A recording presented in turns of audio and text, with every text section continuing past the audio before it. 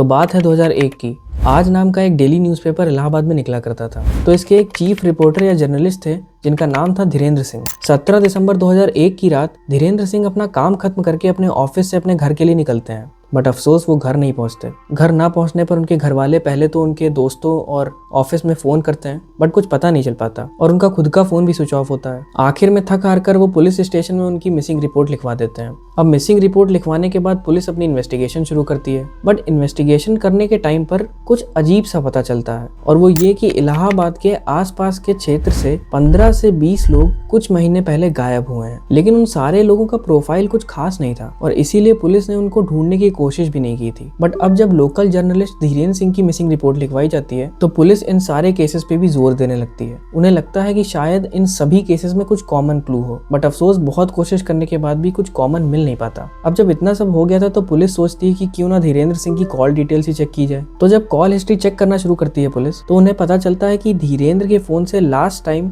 पहले तो एक लैंडलाइन पर कॉल गया और उसके बाद उसी लैंडलाइन से उनके फोन पर कॉल आया और उसके बाद उनका फोन स्विच ऑफ हो गया। पुलिस जब लोकेशन का पता लगाती है तो पता चलता है कि ये लैंडलाइन कॉल इलाहाबाद के एक नैनी नाम के एरिया से आया था और उस एरिया में एक फूलन देवी नाम की एक महिला के घर से ये कॉल आया था। अब पुलिस वहाँ पहुंचती है और पूछताछ शुरू करती है। तो फूलन देवी का कहना तो ये था कि वो इस बारे में कुछ जानती नहीं, बट जो उनके हस्बैंड थे राम निरंजन, वो बताते हैं कि धीरेन्द्र सिंह को वो जानते थे क्योंकि गांव में चुनाव वगैरह चला करता है, तो इसी संबंध में उन दोनों का मिलना जुलना हुआ करता था। लेकिन उनके लापता हो जाने के बारे में उन्हें कुछ नहीं मालूम। और रही बात फोन की, तो राम निरंजन कहते हैं कि कभी कभार काम के सिलसिले में धीरेन्द्र सिंह से उनकी बात हो जाया करती थी और लगभग 3-4 दिन पहले भी एक काम के सिलसिले में देर रात उसकी बात धीरेन्द्र सिंह से हुई थी। इसके बाद थोड़ी देर पूछताछ करने के बाद पुलिस वहां से चली जाती है, बट उन्हें ऐसा कुछ नहीं पता चल पाता जिससे वो किसी नतीजे पे पहुंच सके। अब चूंकि एक जर्नलिस्ट मिसिंग था तो पुलिस पर भी काफी प्रेशर पड़ने लगता है, इसलिए वो अपनी इन्वेस्टिगेशन और तेज कर देते हैं। अच्छा, इसी बीच पुलिस को एक बड़ी अजीब सी जानकारी मिलती है।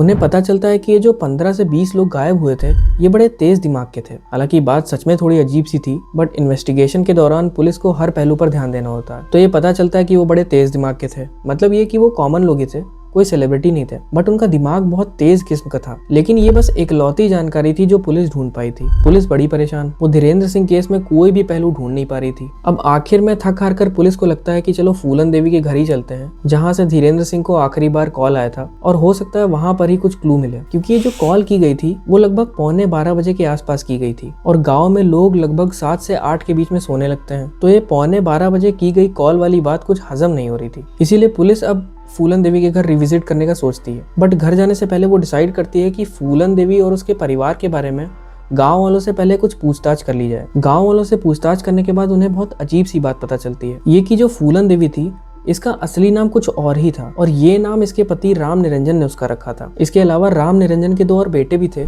जिसका नाम उसने अदालत और जमानत रखा था। तो ये कुछ अजीब सी बात थी जिनके बारे में पुलिस को गांव वालों से पता चलता है। खैर, पुलिस अब फूलन देवी के घर पहुंचती है और उससे और उसके दोनों बेटों से पूछताछ करती है, बट फिर भी कुछ खास पता नहीं चल पाता है। उतनी ही देर में राम निरंजन की बारी आती है, बट वो पुलिस से कहता है कि मुझे दाल पीनी है पहले, और वो भी कुकर भर के। बड़ी अजीब सी बात थी, बट पुलिस चलो उसकी एक ख्वाहिश पूरी करती है। अब दाल पीने के बाद वो पुलिस से कहता है कि अगर वो उन्हें कुछ बताए तो गारंटी है कि वो उन्हें छोड़ देंगे। अच्छा, पुलिस भी मजबूर थी, वो ये सोचती है कि चलो कुछ सुराग तो मिल नहीं रहा है, इसे यही लॉलीपॉप देते हैं। तो पुलिस मान जाती है और वो कहती है कि हाँ, उसे कुछ नहीं किया जाएगा। तो इसके बाद राम निरंजन पुलिस को नैनी एरिया के बाहर एक सुनसान जगह ले जाता है। वहाँ पे उसका एक खेत था और उसी खेत में उसका एक कमरा बना था जिसे वो अपना एक फार्म हाउस बताता था। तो वहीं पर जाके वो खड़ा हो जाता है और फिर कुछ ऐसा बोलना शुरू करता है जिससे पुलिस वालों के होश उड़ जाते हैं। वो कहता है कि ये जो जगह है, ये जो कमरा और ये जो फार्म हाउस है, ये राजा कोलंदर का है, जो कि इस दुनिया का सबसे तेज दिमाग का आदमी है, और यहीं पर वो अपनी अदालत लगाता है और सजा भी सुनाता है। तो इतने में जब वो ये सब बता रहा होता है तो पुलिस वालों को पहले तो लगता है कि ये कोई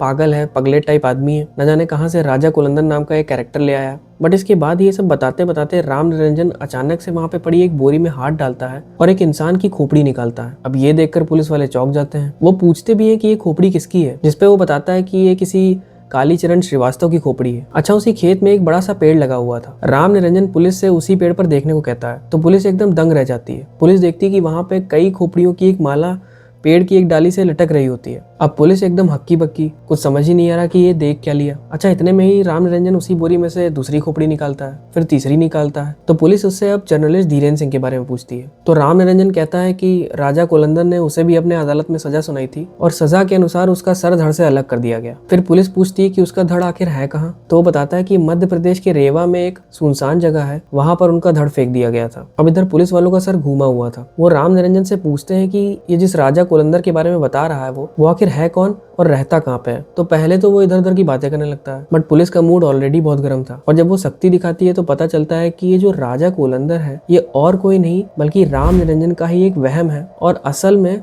राम निरंजन ही राजा कोलंदर है। और ये जो राजा कोलंदर है ये अपने एक साले वक्शराज के साथ मिलकर एक सो कॉल्ड अदालत चलाते हैं उसी खेत में और वहीं पर सजा सुनाते हैं। बाद में पुलिस को वो ये भी बताता है कि उसने धीरेन्द्र सिंह को कैसे मारा था। वो बताता है कि धीरेन्द्र सिंह को देर रात उसने अपने सो कॉल्ड अदालत में बुलाया और पहले तो बख्शराज ने उन्हें देसी कट्टे से गोली मारी और फिर दोनों ने मिलकर उनका सर काट दिया। तो ये जो राजा कोलंदर था ये बड़ा अजीब किस्म का आदमी था। पूछताछ के दौरान पुलिस उससे पूछती है कि आखिर वो सब करता क्यों था। इस पे वो बताता है कि उसे यानी राजा कोलंदर को इस दुनिया का सबसे तेज दिमाग का आदमी बनना था, जिसके लिए अगर उसे लगता था कि समाज में ये बहुत तेज दिमाग का आदमी है तो उन्हें मार कर उनका सर काट कर उनके दिमाग का सूप पीता था। उसका मानना ये था कि इन तेज दिमाग वालों के दिमाग का अगर वो सूप पिएगा तो एक ना एक दिन वो दुनिया का सबसे तेज दिमाग का आदमी बन जाएगा। उसके घर से भी पुलिस को एक डायरी मिली थी जिसमें कुछ लोगों के नाम लिखे थे और उनके नाम के आगे उनकी जाति लिखी थी और उसके आगे एक क्रॉस का निशान लगा था। तो इसी राजा कोलंदर और बख्शराज को अरेस्ट कर लिया जाता है। हालांकि पुलिस के सामने वो 30 मर्डर्स का कन्फेशन भी करता है, बट बाद में कोर्ट में वो पलट जाता है और कहता है कि वो निर्दोष है। लेकिन पूरे ट्रायल के बाद 2012 में इलाहाबाद हाईकोर्ट राम निरंजन और उसके साले बख्शराज को जर्नलिस्ट धीरेन्द्र सिंह का मर्डर करने के जुर्म में लाइफ इम्प्रिजनमेंट की सजा सुनाती है। और अभी पिछले साल ही 23 मई 2025 को मनोज कुमार सिंह और उनके ड्राइवर रवि श्रीवास्तव की हत्या करने के जुर्म में भी